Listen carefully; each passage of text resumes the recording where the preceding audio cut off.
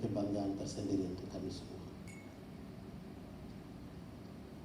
Ya, saya memang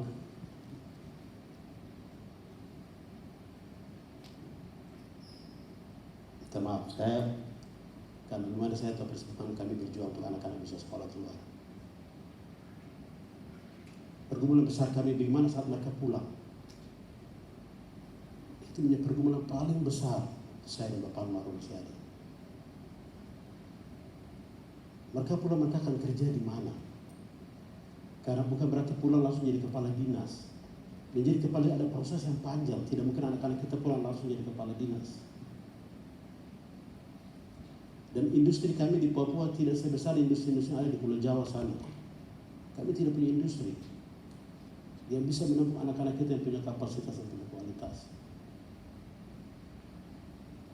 Negeri ini, apapun yang kita mau gedung besar, gedung bertingkat, berlantai, jalan, jembatan luar biasa, itu bukan masa depan Papua.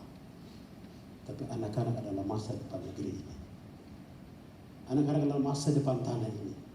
Ketika anak-anak kita pergi sekolah, baik dalam dan luar negeri, itu artinya bahwa negeri ini punya masa depan.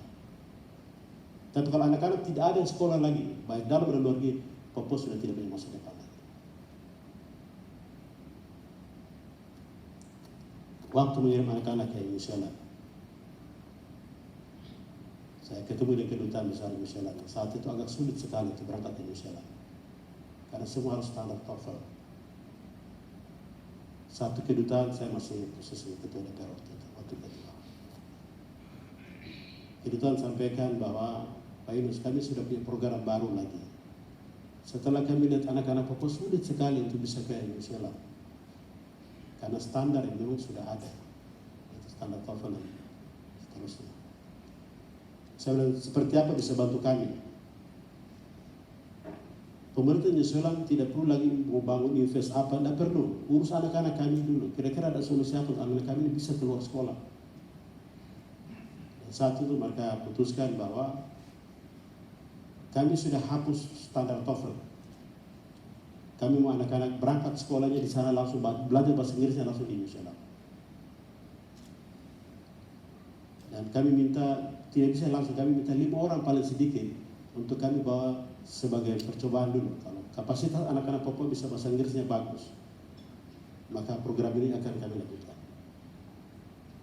Dan satu saya punya dua anak yang saya kirim. Saya bilang, oke, jangan kirim anak-anak orang lain karena itu akan jadi masalah. Biar anak-anak saya, kalau mereka gagal tidak apa-apa. Dan dua anak saya yang saya kirim untuk sekolah pertama di New Zealand. Dan setelah 3 bulan mereka punya bahasa Inggris, standar mereka sudah mulai bagus. Saat itulah berikutnya dikirim cukup banyak, 40-an orang kami bisa kirim, pemerintah provinsi bisa kirim. Ya, itu tadi saya bilang bahwa banyak persoalan yang saya lihat pada saat anak-anak kita harus berangkat. Pergumulan terbesar yang ini, pada saat pulangnya ini persoalan besar.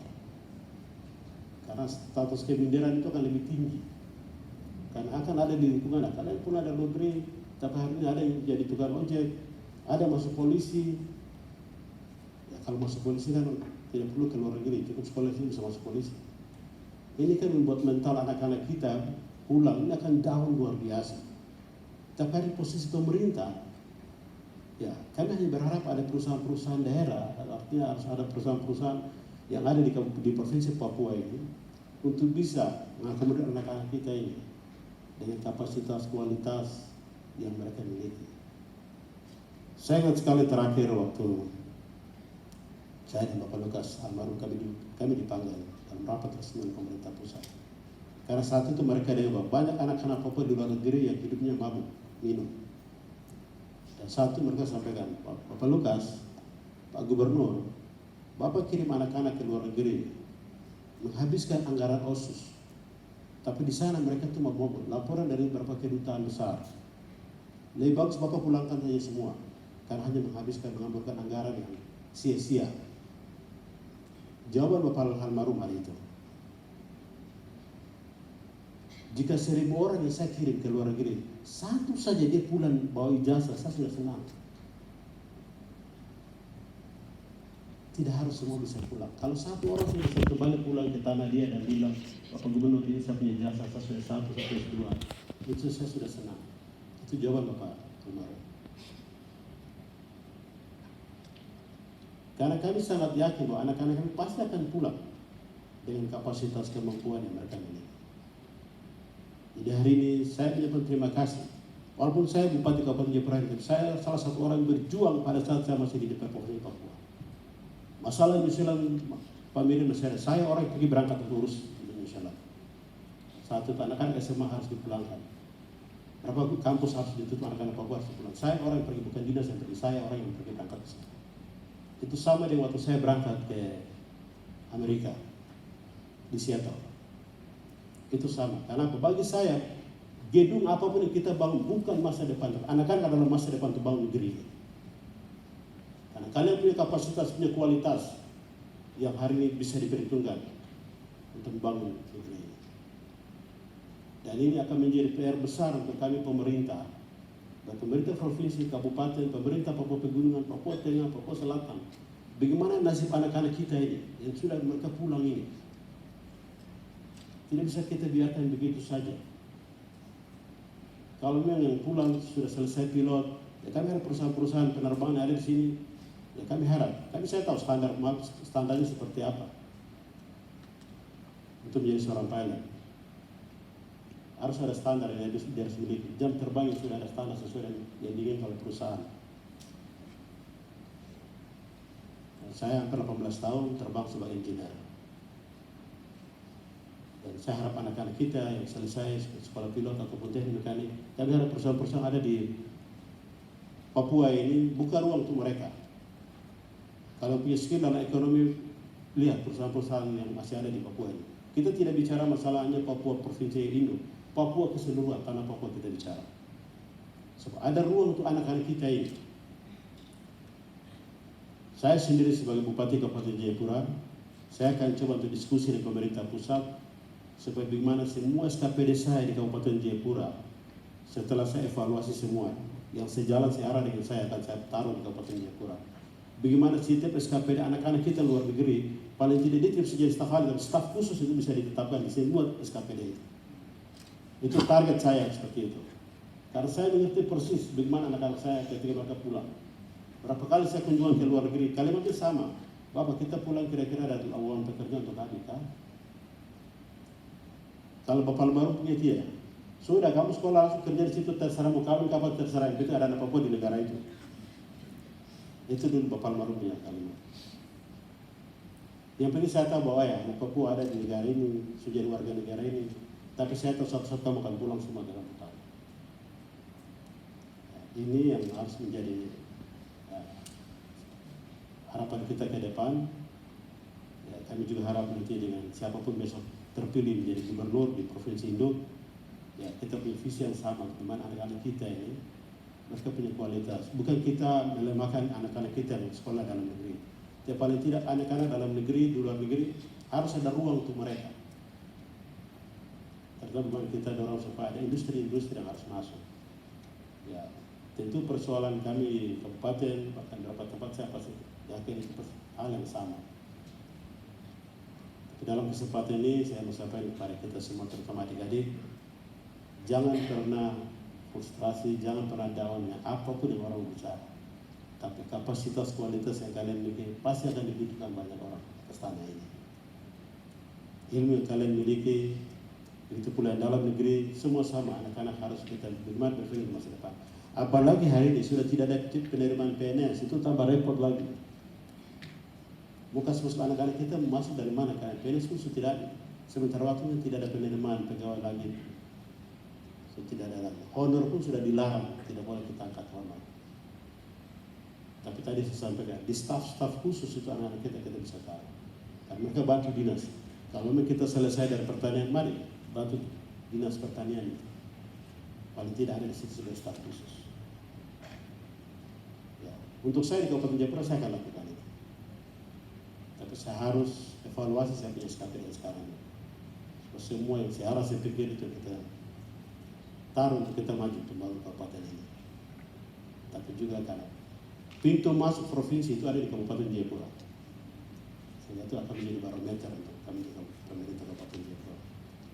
Jadi terima kasih untuk semua adik-adik yang sudah berjuang luar biasa, sudah pulang. Ya, waktu saya ke Seattle, anak-anak saya di sana, urus semua perjalanan saya, kayak anak-anak negro luar biasa, ada kebanggaan tersendiri. Ya, anak-anak kita yang dulu zaman waktu Bapak Bas mengirim, itu kan hampir rata-rata sebagian besar kita sudah kerja di sana. Ya, ini yang saya lihat dan harap supaya ya, ke depan pemerintah masing-masing termasuk kami Kabupaten Jayapura, ya kami juga ada program seperti itu. Sementara memang belum bisa karena kondisi keuangan daerah yang tidak memungkinkan untuk bisa mengirim anak-anak. Tapi ketika situasi APBD normal, pasti anak-anak khusus Kabupaten Jayapura, anak-anak TABI, saya akan mengirim mereka juga keluar, baik dalam negeri dan luar negeri. Kemarin saya baru tanya berapa anak-anak saya di kabupaten, khusus anak-anak TABI yang hari ini sekolah di luar negeri. Tidak ada data itu di Kabupaten Jayapura ini. Tidak ada. Anak-anak asli TABI, berapa banyak yang hari ini sekolah di Jakarta, di luar negeri, di dalam negeri, baik di Makassar, di Manado, di Jakarta, di Surabaya, Semarang, Jogja, tidak ada data itu. Ya, saya sangat sedih sekali karena kenapa kita tidak pikir tentang masa depan tanah ini. Kita lebih berpikir kami sudah aman di posisi ini. Tidak bisa model begitu membangun daerah ini. Dan saya minta dalam 1 minggu saya minta semua data ada di meja saya. Karena saya harus siapkan beasiswa untuk mereka. Mau APBD kurang tidak, tetap anak-anak dapat beasiswa. Dalam rapat kemarin saya sampaikan, kenapa bupati-bupati pegunungan bisa membiayai anak-anak mereka beasiswa di daerah-daerah di Pulau Jawa, masa kami nggak bisa di Kabupaten Jayapura ini? Tidak bisa kita hidup rasa aman, orang lain tidak penting, kami ini sudah aman. Tidak boleh model kali begitu di Kabupaten. Saya sudah tegas sekali. Saya akan putuskan itu masa depan Kabupaten Jayapura, masa depan tadi, masa depan saya Reni itu ada di sini. Dan juga masa depan di pegunungan. Ya, terima kasih. Hari ini menjadi spirit untuk kami. Hari ini anak-anak bisa hadir hari ini. Ya, kami harap juga kita luar negeri ya jangan bikin-bikin kelompok. Kita luar negeri sendiri. Kita dalam bisnis. Kelompok itu tidak boleh ada. Lama-lama nanti muncul rasis antara kita sendiri.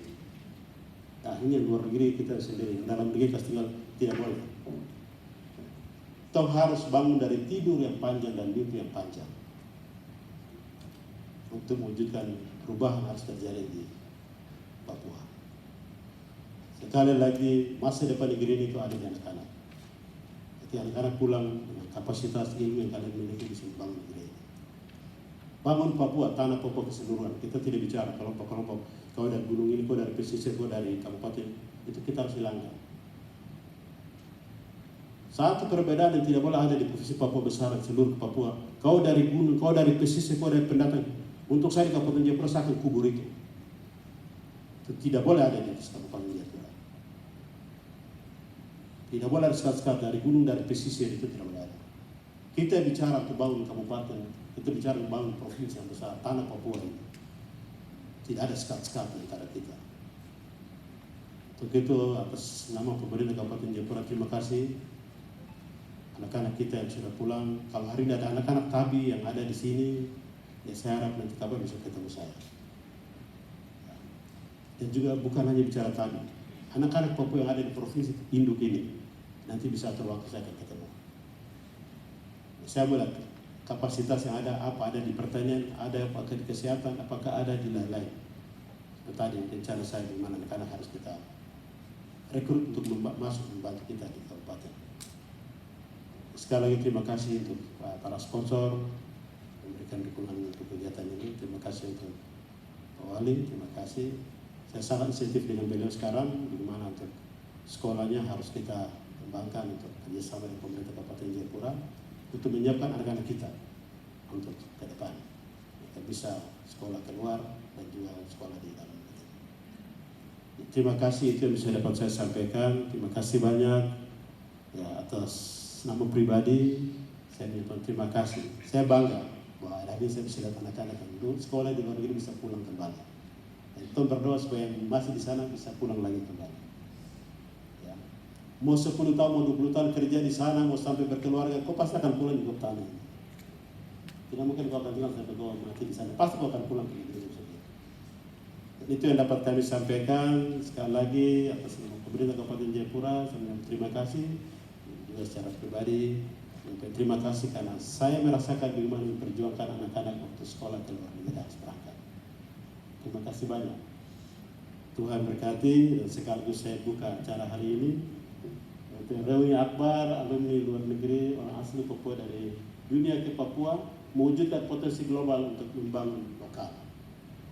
Dengan puji dan syukur pada Tuhan Yesus, saya buka acara hari ini.